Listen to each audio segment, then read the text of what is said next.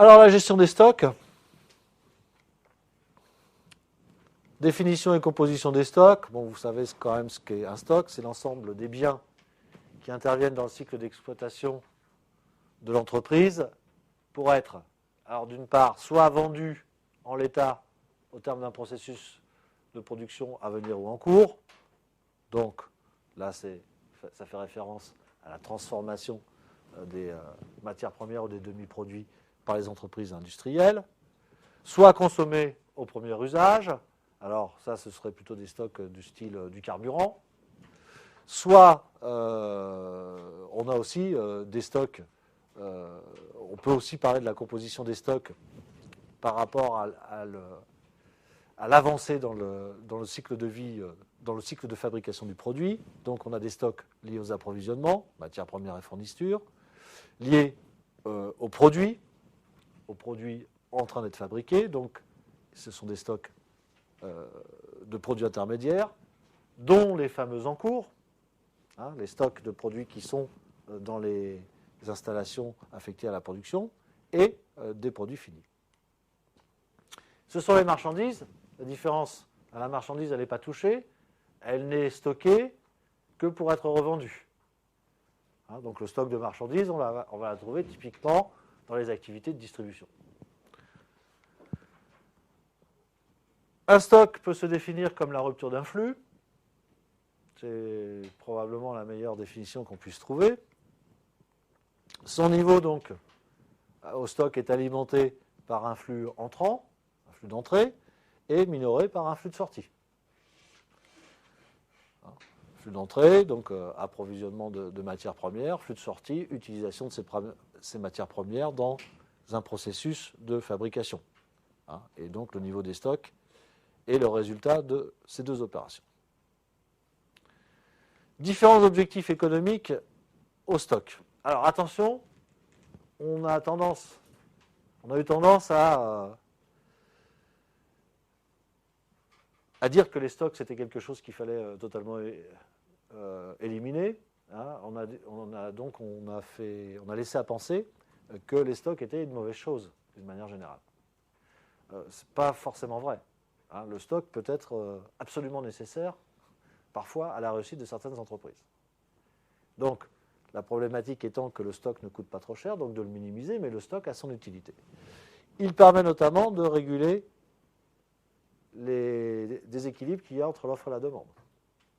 Quel type de déséquilibre quand il y a stock? C'est que l'offre est supérieure à la demande.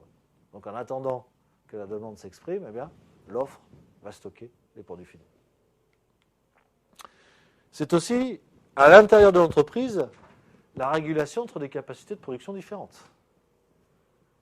Hein, vous avez différents ateliers qui n'ont pas la même capacité de production, ce qui va supposer que l'activité à plus forte capacité va être contrainte de réaliser des stocks le temps que la fabrication soit assurée par l'atelier à la plus faible capacité de production. Donc le stock tampon, là, entre deux opérations de fabrication, il permet en quelque sorte d'ajuster des capacités de production différentes. Importance financière des stocks dits spéculatifs.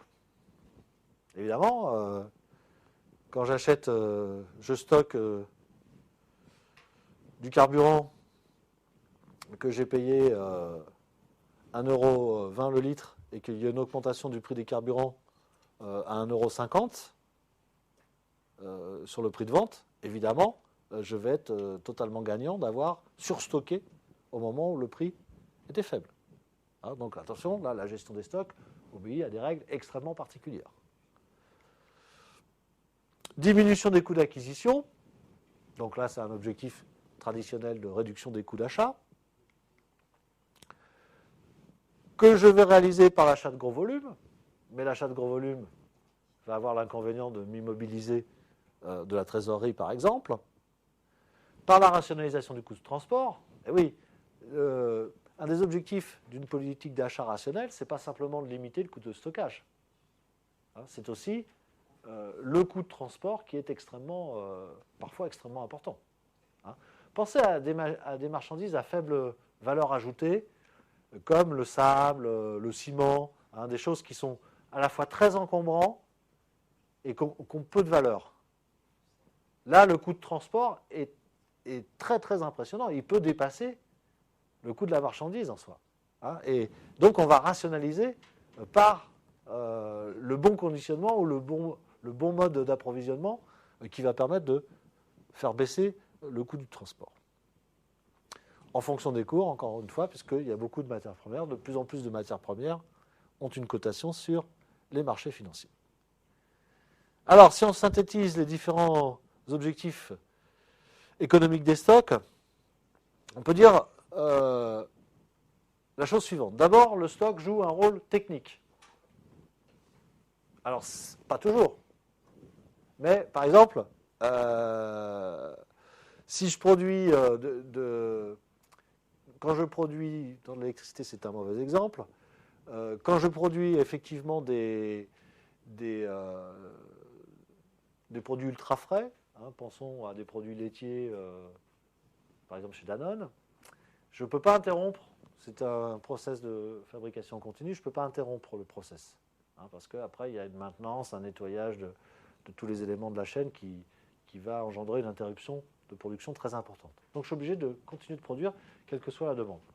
Il n'y a pas, bien sûr, il y a des prévisions commerciales, mais forcément, l'entreprise ne peut pas prévoir pile poil sa demande au jour le jour. Et donc là, le stock, même si on est sur du produit frais, pas ultra frais, mais frais, sur du yaourt, eh bien, le stock va effectivement permettre l'ajustement entre l'offre et la demande. Hein, donc, c'est un rôle technique extrêmement important. Le vin, une autre problématique, le vin ne peut pas être vendu dès qu'il a été produit, je veux dire dès qu'il sort de la barrique. Hein, ça suppose une certaine maturation. Donc là, techniquement, vous êtes obligé d'avoir un stock. C'est ce qui coûte d'ailleurs très très très cher à la profession. Hein, les dizaines de milliers de litres de Bordeaux premier cru qui sont stockés dans les chais, vous imaginez l'immobilisation de trésorerie que ça représente. Hein, donc là, et le stock, il est obligatoire. Il est incontournable pour la qualité du vin. Il joue un rôle commercial, évidemment, puisque avoir des produits en stock chez un distributeur, c'est permettre au client d'être satisfait. Hein, donc le stock, il permet effectivement de diminuer le délai de livraison et de mieux réguler l'offre et la demande. Les stocks jouent un rôle économique. Alors, celui du stock de produits finis pour bénéficier d'économies d'échelle liées à la grande série. Donc là, j'ai intérêt à énormément stocker parce que je vais produire un bien standardisé en très grande quantité pour faire baisser mon coût de production, mais au bout du compte, je vais être obligé de stocker ce produit, dont la quantité ne correspondra pas à la quantité demandée sur le moment. Ou celui des matières premières pour bénéficier de la baisse des cours. Hein, je peux être tenté de stocker des matières premières parce qu'il y a eu un effondrement du prix et donc le gain sur l'achat de cette matière première va être plus important que le coût ou le surcoût de stockage que je vais supporter.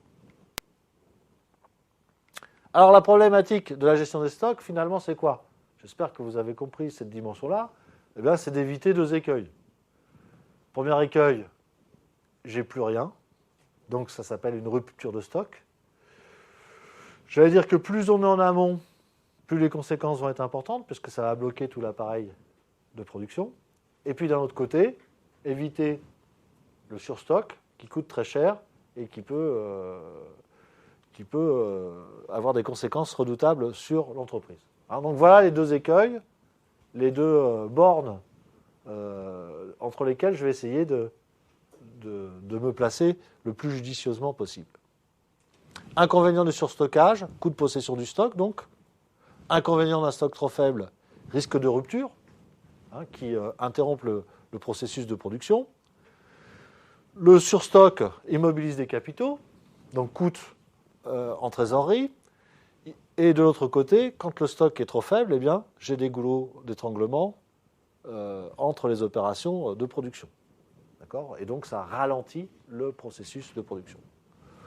Les inconvénients du surstockage, c'est aussi les risques de détérioration du stock, de détérioration physique. Pensez notamment à des produits frais, etc., ou à des produits de mode. Ils ne sont pas frais, mais de mode. Et pensez aussi au risque d'obsolescence. Voilà, ce que j'ai à vendre n'intéresse plus la clientèle.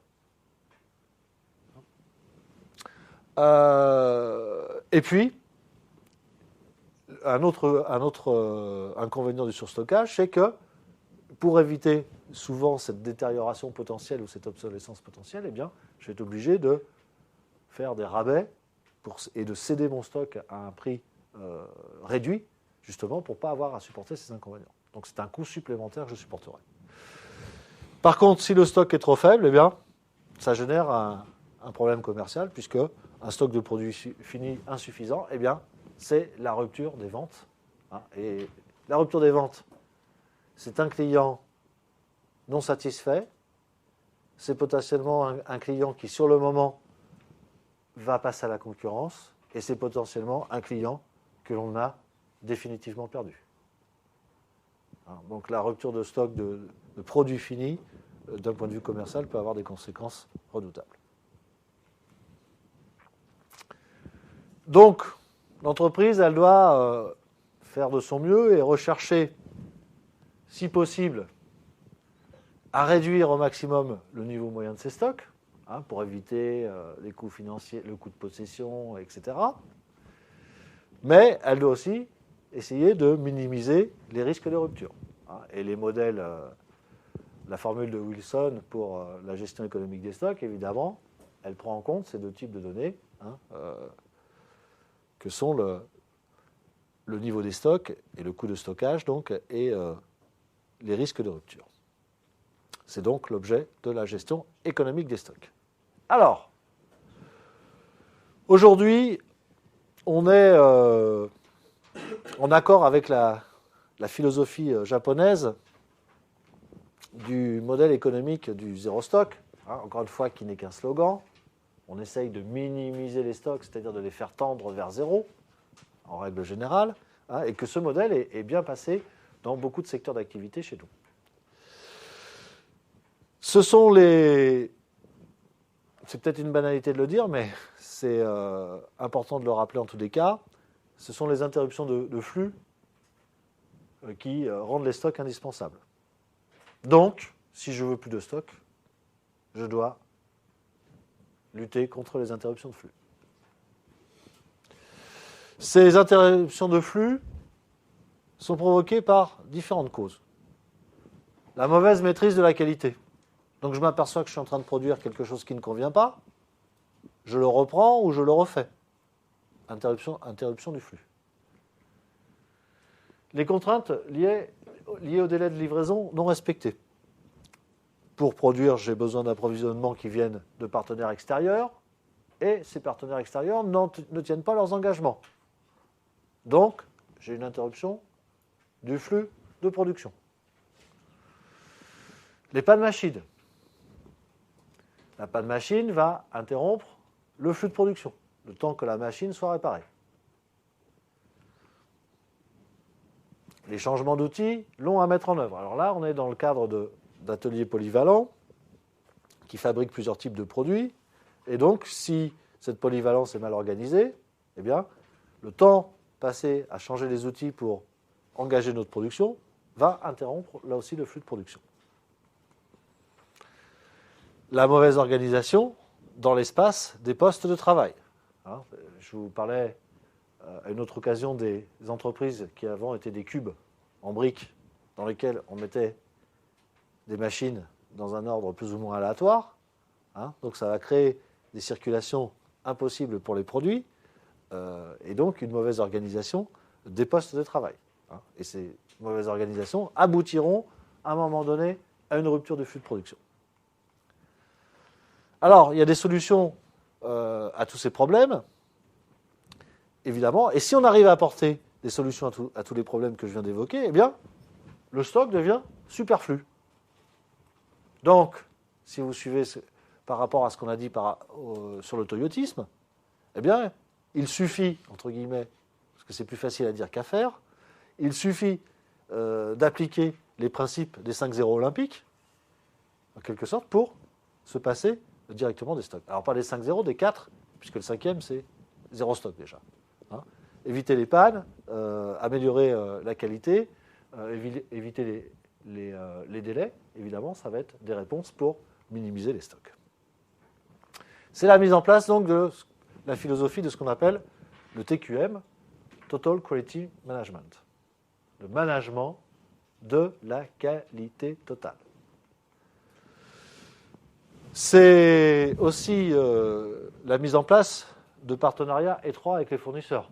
On a dit que l'externalisation se généralisait, donc on était de plus en plus contraint par des gros flux d'approvisionnement.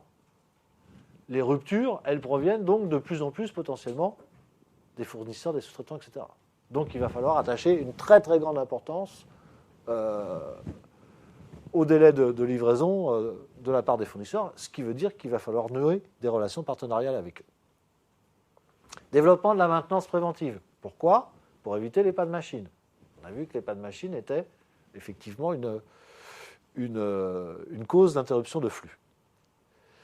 On va adopter des ateliers flexibles avec des automates programmables. Pourquoi ? Pour pouvoir fabriquer des produits différents sans perdre de temps entre le lancement de 2 séries. On va reconfigurer enfin les processus de production, ce qu'on appelle, je vous rappelle, le re-engineering, la reconfiguration des processus de production, de manière à les rendre plus efficaces et avoir une meilleure organisation des opérations de production. Il faut donc conclure sur le phénomène suivant, c'est qu'aujourd'hui, ce sont les solutions logistiques qui vont se substituer aux solutions de gestion des stocks. Je suis en train de vous dire quoi ? Je suis en train de vous dire que si je minimise mes stocks, eh bien, je vais accroître les problématiques et les enjeux liés à la logistique. Parce que les délais, les transports, etc. vont avoir beaucoup plus d'importance. Et donc, c'est le cas, tout le monde minimise les stocks. Donc, ça veut dire que, une nouvelle fois, on montre que la logistique devient primordiale dans les entreprises.